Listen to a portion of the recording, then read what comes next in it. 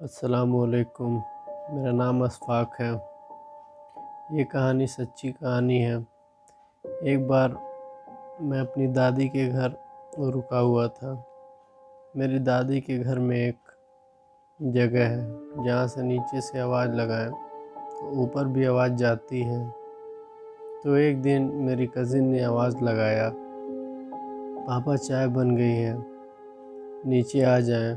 तो ऊपर से पापा की आवाज़ आई, आ रहा हूँ। लेकिन 2 मिनट बाद ही पापा दरवाजे से अंदर घुसे। मेरी कज़िन ने पापा से पूछा कि आप ऊपर थे? पापा ने जवाब दिया कि मैं तो 2 घंटे से बाहर हूँ। तो मेरी कज़िन डर गई और उन्होंने ये कहानी सबको बताई। एक रात सब सो रहे थे, छत से बच्चों के चलने की आवाज़ आई तो घर वालों ने इस बात पर गौर किया और घर पे नज़र रखना शुरू किया। हमें पता चल गया कि उधर कोई बुरी जिन का साया है। वहाँ दम कराया, लेकिन अब वहाँ जिन तो है लेकिन अच्छे हैं और वो हमारे साथ भी रहते हैं। कभी कभी मेरी फूफू को फजर के वक्त लगता है कि कोई उन्हें हाथ मार रहा है। वो उठ के देखती हैं तो वहाँ कोई नहीं रहता और वो नमाज़ पढ़ के फिर सो जाती है। मैं 17 साल की हूँ और ये कहानी 4 साल पहले की है, जब मैं 13 साल की थी। हमारे एक घर था जहाँ पर नीचे वाला पोर्शन बिल्कुल खाली था। अम्मी बाबा ने किराएदार ढूंढना शुरू कर दिया। थोड़े दिनों ही बाद हमें मिल गया। उनमें 2 लड़के बड़े बड़े और एक बच्ची थी, और बच्ची तकरीबन मेरी ही जितनी थी। उस वक्त मेरी कोई भी बहन नहीं थी। मैंने सोचा उसके साथ खेलूँगी। थोड़े ही दिनों बाद जब उसके भाई जॉब पर चले गए थे, मैं नीचे वाले पोर्शन पर जाया करती थी और उसके साथ खेलने लगी। कुछ दिनों सिलसिला इसी तरह चलता रहा। मेरी उससे अच्छी दोस्ती हो गई। फिर एक दिन अम्मी ने मुझे नीचे जाने से मना किया। मैं 2-3 दिन तक नहीं गई नीचे। फिर एक दिन कोई घर में नहीं था तो मैं नीचे चली गई। मैंने देखा कि वो लड़की एक कमरे में घूम रही है, स्कीपिंग कर रही। मैं कमरे का दरवाज़ा थोड़ा सा खुला हुआ था तो मैंने देखा। मैं वहाँ से देखती रह गई थी। एकदम से मैंने दरवाज़ा खोला तो वो मेरी तरफ घूरने लगी। मैं घबरा गई, लेकिन वहीं खड़ी रही। वो फिर एक दिन मेरी तरफ भागने लगी और जहाँ तक मुझे याद है उसकी आंखें बिल्कुल काली हो गई थी। मैं बहुत डर गई थी और जहाँ तक आखिरी पल मुझे याद है वो था कि वो बिल्कुल मेरे पास आ गई। उसके पास बहुत गंदी बू आ रही थी। उसके बाद मुझे कुछ याद नहीं। थोड़े दिन बाद वो बच्ची बीमार रही और उसके कुछ दिन, तकरीबन 4-5 दिन बाद उसका इंतकाल हो गया।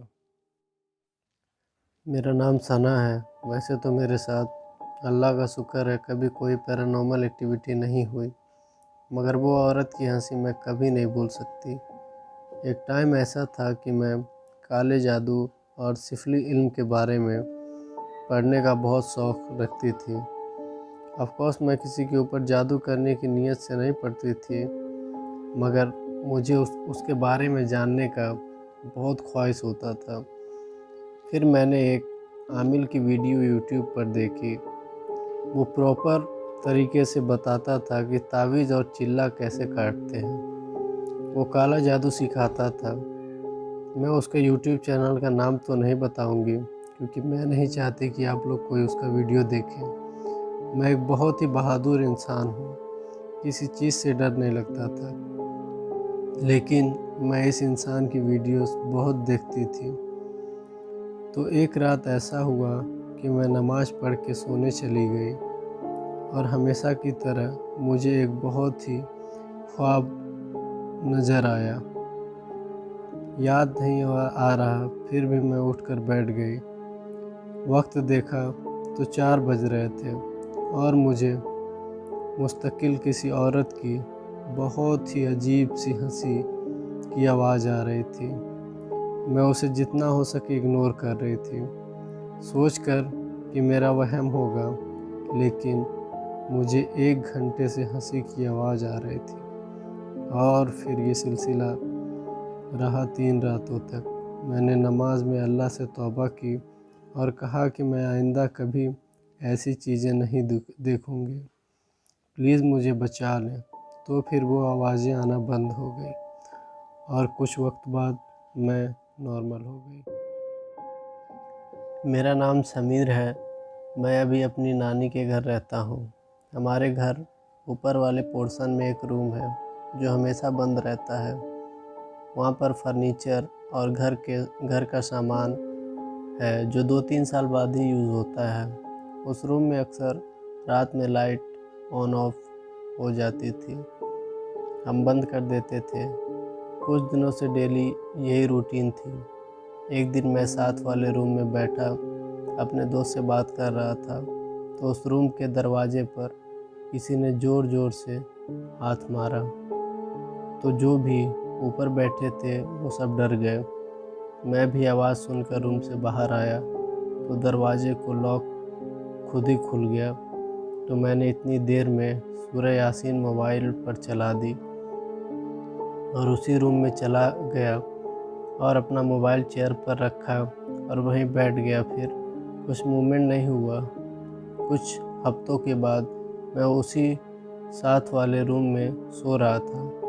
मेरे पास मेरा भांजा आया और मुझे उठाकर बोला कि मामू मुझे आपका फ़ोन दीजिए, उस पर गेम खेलना है मुझे। मैं नींद में था। मैंने उसे कहा मेरा फ़ोन चार्ज नहीं है, आप बैठो मैं चार्ज कर लूँ फिर खेल लेना आप।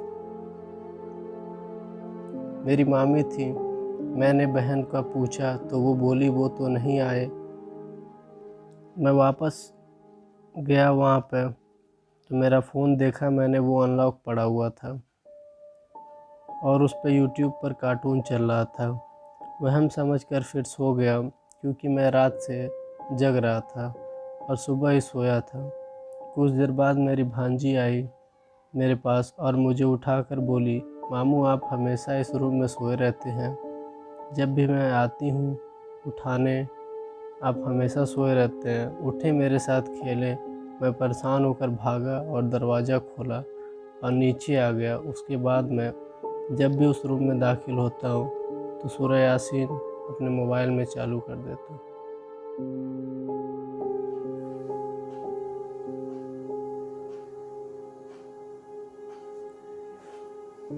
मित्रों, मेरा नाम जतिन दिवेचा है और मैं महाराष्ट्र का रहने वाला हूँ। आज जो मैं आपको किस्सा बताने जा रहा हूँ वो मेरे पिताजी के साथ घटित हुआ। उस समय मेरे पिताजी नगर परिषद में नौकरी करते थे। उस वक्त उनकी ड्यूटी परतौला से 3 किलोमीटर दूर गौरखेड़ा के नाके पर लगी थी। गाड़ी का ज़माना ना होने के कारण पिताजी साइकिल से आना जाना करते थे। रात बेरात की ड्यूटी हुआ करती थी। हमारा घर भी गौरखेड़ा में होने के कारण एक रात पिताजी 1 बजे नाके के लिए निकले। संतरे के बागीचों की ठंडक थी। रास्ते पर 1-2 लाइटें थी। नाके पर पहुंचने के बाद 20-30 मिनट का अंतर रहा होगा, उन्हें बस दिखाई दी। वो बस वहाँ नाके पर आकर रुकी। उस बस के ड्राइवर ने कंडक्टर को नीचे उतरकर देखने को कहा कि नाका आया या नहीं। मेरे पिताजी को ये देखकर सुकून मिला कि चलो कोई तो बस आई। मेरे पिताजी ने देखा कि नाके से कोई आदमी बाहर नहीं आया तो वह खुद ही अंदर चले गए। नाके के अंदर उन्होंने देखा कि अंदर एक आदमी बड़ी गहरी नींद में सो रहा था। मेरे पिताजी ने उसको उठाया और बोला, अरे बाहर गाड़ी आई है और तुम अंदर आराम से सो रहे हो। वह आदमी एक बार चौंक कर बोला कि मैंने तो कोई आवाज़ नहीं सुनी। फिर भी वो मेरे पिताजी के कहने से बाहर आया तो बाहर कोई बस नहीं थी। मेरे पिताजी तो बुरी तरीके से घबरा गए कि बस एकदम से कैसे गायब हो गई। वो नाके वाला आदमी जानता था कि मेरे पिताजी ने जो देखा वो छलावा था। नाके वाले ने सिर्फ ये कहा कि गांव वालों से इसके बारे में पूछ लेना, वो तुम्हें सब कुछ बता देंगे।